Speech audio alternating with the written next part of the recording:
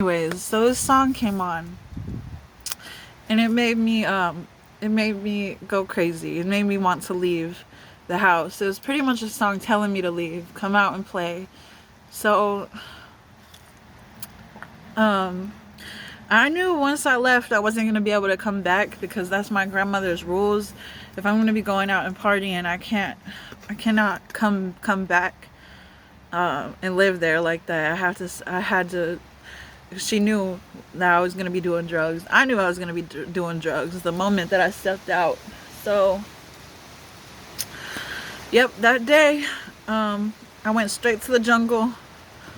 Made my little money. I relapsed. I went to a hotel with this guy. Let's just say, as usual with meth, it wasn't immediately. It was just not fun. It didn't go good.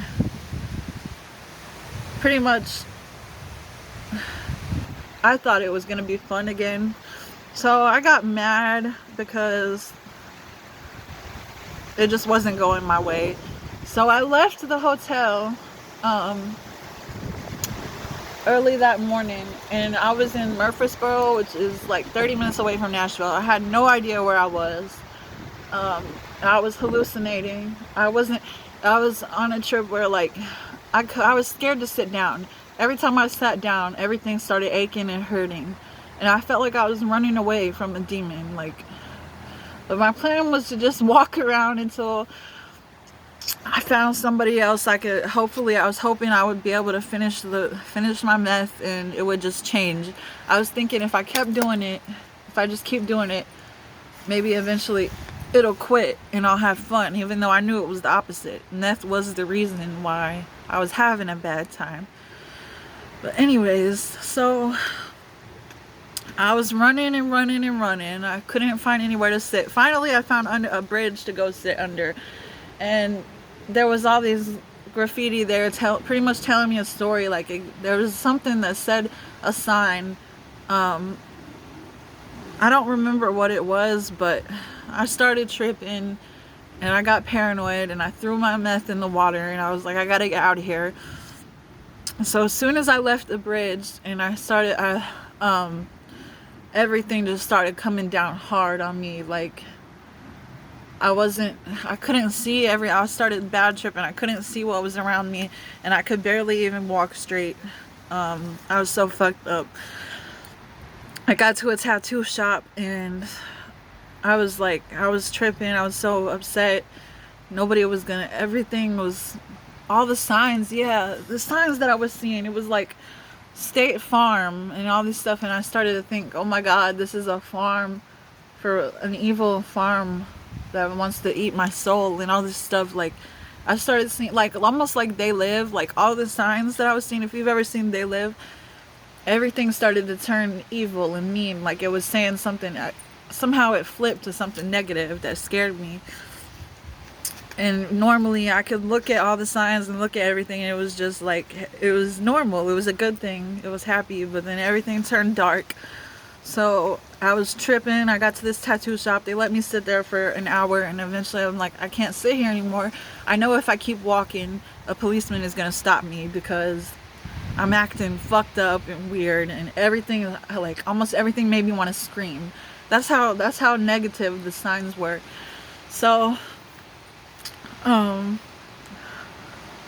I asked them to let me use their phone to call my grandmother to come get me. As soon as I called, it kicked in even harder, and I knew I was gonna need to leave soon because I could barely sit down. Every time I sat down, my body would start hurting. I had to get up and walk around until I could sit down again, and I'm just looking for somewhere to sit. It's like I couldn't sit down. So I'm calling her frantically to come get me, and she agreed to come get me, but I knew it was going to be bad. I knew she was going to be mad. But she was really nice. But pretty much she's like, I don't know what we're going to do with you. I didn't think this was going to happen. Why didn't you call us and tell us you were, because I just left without saying a word because I was so mad about this. That's how fucked up this addiction was. But, so yeah, I went home and I agreed that I was gonna stay home and maybe get a job, and she was gonna give me another chance. But for some reason, that same week, once that ball starts rolling, I can't believe I took another chance, but I did it again. I left again one day when she was at work because I didn't want to go back to what I was doing. So it was the same thing again, and that's why we couldn't get along. Yeah, that's why I left, because I didn't want to do what I was work on my stuff, and she was just like, this is weird, like, what are you gonna do? Like, and she never mentioned me getting a job, and I knew I should, if I had gotten a job, then I would have stayed busy. I don't know why I didn't get a job.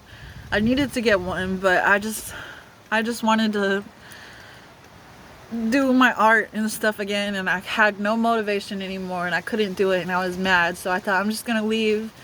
I'll find a roommate. I'm gonna try again, go out in the city, network, and see what I can come up with.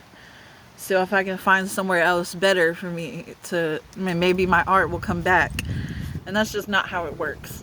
But yeah, pretty much I went out, and again I started doing the meth again, and I had a really bad time. I had a scary night. One night it was very scary.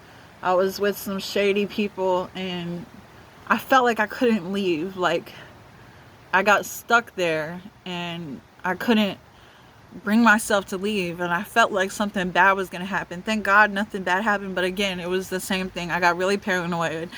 Pretty much felt like everything was turning from God to Satan. Like, every word that I heard sounded like a threat against me.